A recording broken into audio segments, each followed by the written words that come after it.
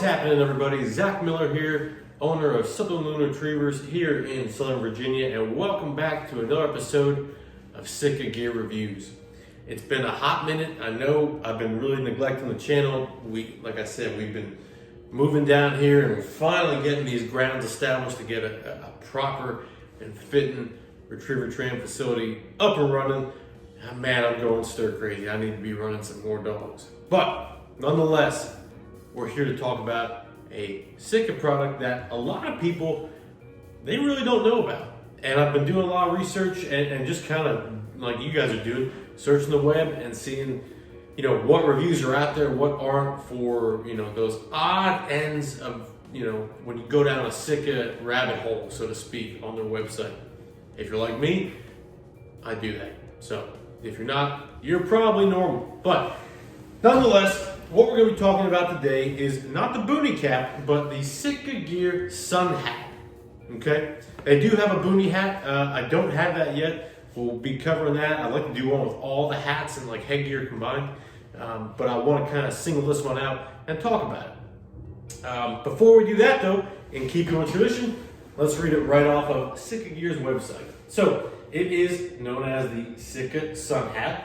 It only comes in the up-to-fade Subalpine, okay, which I can understand.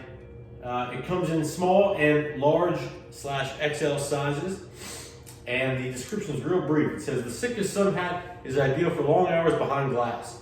The brim is dark, has a dark underside to limit eye strain in bright conditions, and a soft contour that won't interfere with bowstrings. In terms of reviews, it's got a 4.5 out of 5. It's got 13 reviews, mostly all positive, just minor tweaks. And I think I want to touch on that here. So why do we wear sun hats? I know it's kind of a weird thing to explain, but a lot of people don't know. Coming from Pennsylvania, I really never wore a sun hat. I was like, you just don't need it. I mean, even with a little bit of hair, you really don't need it. But it wasn't until I moved down south here and started running more trials and more hunt tests down here in the south, especially in the midsummer heat, that I realized, I need something more than a ball cap. Okay, especially it's more so if you're out in the heat for those long hours. So if we're running dogs all day long. Or like I think this is designed to be tailored for, is if you're on glass, on a spot and scope or something like that, and you're in that that desert or that hot environment climate. That's what this is best for. But looking at it, it's very straightforward. The sun hat is very simple. It's designed to be a boonie hat, but usually they have longer brims. And this is what kind of threw this one for a loop for me, I guess you could say. Kind of threw me for a loop. The brim is very similar to just a standard boonie cap that you would see like when I was in the Army, we had boonie caps, and this is literally the exact same size. So I'm very curious as to their design behind this, if much at all. I don't know, it just kind of strikes me as they kind of just put an imprint out and boom, sun hat. But we'll give it the benefit of the doubt here, okay? The top part of a sun hat is always designed to be extremely light. I mean, I'm talking like just enough to cover the sun and be a buffer between the sun and your skin, okay? I'd imagine that this product does have SPF something, I don't know. But I'd imagine it does for being a sun hat. Like I said, it does only come in the one pattern. It has the SITKA logo straight there on the front, which, again, we've talked about in previous videos why I think they need a subdued version of that. But nonetheless, we're talking about the sun hat here. Now, again, I'm going to be wearing this mainly for training dogs. If I find myself wearing this in a hunt environment, it would be once in a blue moon, okay? But I'm going to be wearing this more so when I'm training dogs.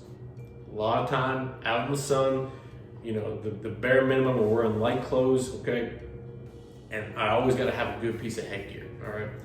Something that's important to me is the sweat brim, the venting on top, and of course the long brim, okay? As we said, I'm not a fan of the Brim. I think they could go a little bit bigger.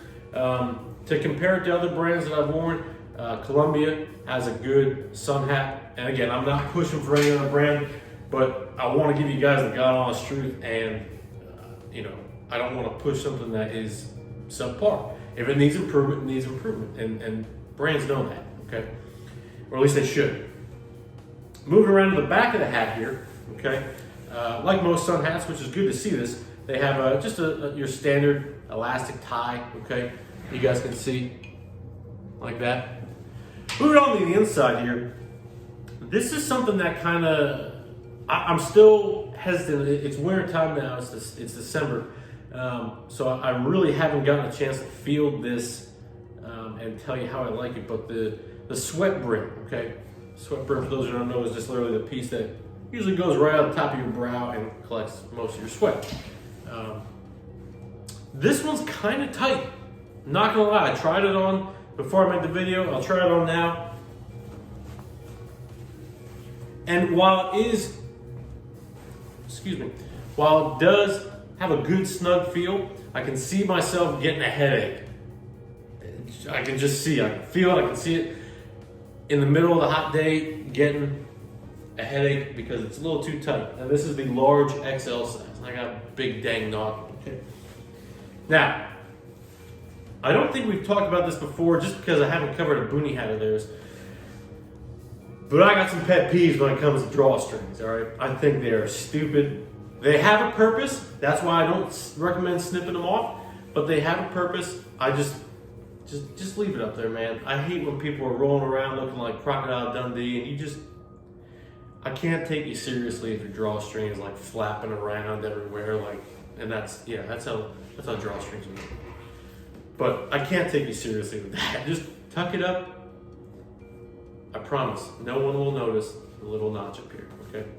But with the drawstring, it is there. It looks pretty well secured there. It's just their standard 550 cord that they have on everything. They have a knot here and a knot here with a double knot at the end here, and then as usual, just your normal keeper like that, okay, which you can manipulate up and down, okay. Beyond that, very straightforward hat, okay. It has venting on the left. I don't know if you can see it. We'll try to get you in there. You can kind of see through it. You see how you can kind of see my hand on the back end here, okay, and the same thing on the other side. It's just a very, very, very light material, and I think they did they had good execution on the actual top part of it, the bottom part of it, okay? The sweat brim, again, I'm still a little indifferent about, but I think I like it so far. Of course, the 10-mile tag on the back here. Excuse me. But it's a sturdy hat. All in all, it's a sturdy hat. The brim, as you can see, it has this like lining underneath. It is ridged.